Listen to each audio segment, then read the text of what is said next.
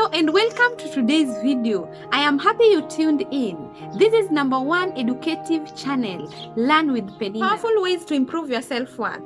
In today's video, we are going to look at how we can improve the way we look at ourselves, the way we feel about ourselves, how we look at ourselves in general, and that is what we call self-worth. Stay tuned. Knowing yourself has great impact on your life. You won't know how to value yourself if you do not have any self-awareness. Being self-aware is very important. What are your strengths? What are your weaknesses? What makes you happy? What makes you sad? What are your dreams as a person? What are your fears? Every person has some fears, something that you fear doing. Like I've always known that many people have the fear of public speaking.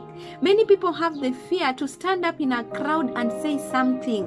And I know you might be one of those people, especially the introverts. Most of the people who are introverts will find it difficult to talk before other people. Maybe you are too generous.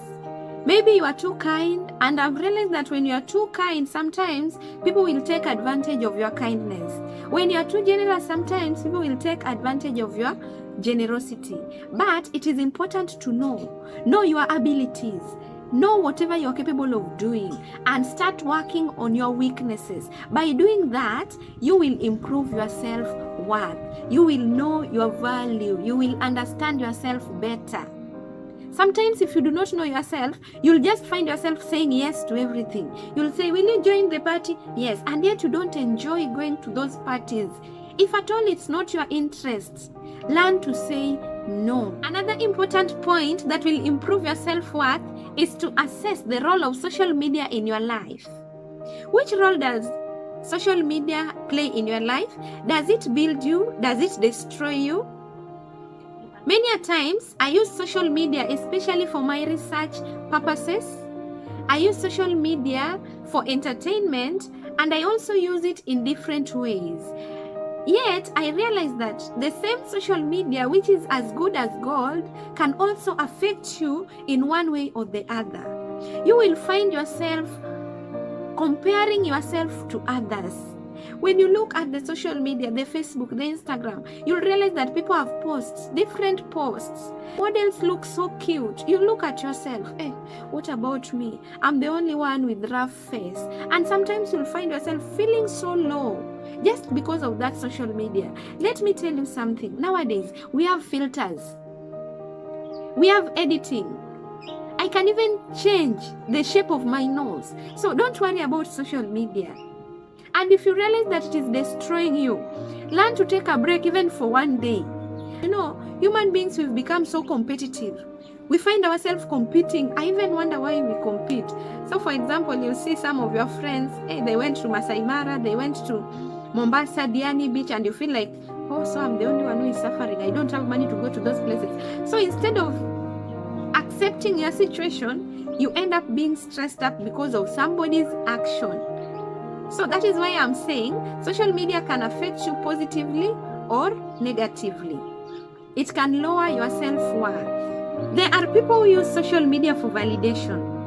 They want to look at the number of likes, the number of comments. Let that not weigh you down. The third way of improving your self-worth is to live in the moment, not the past.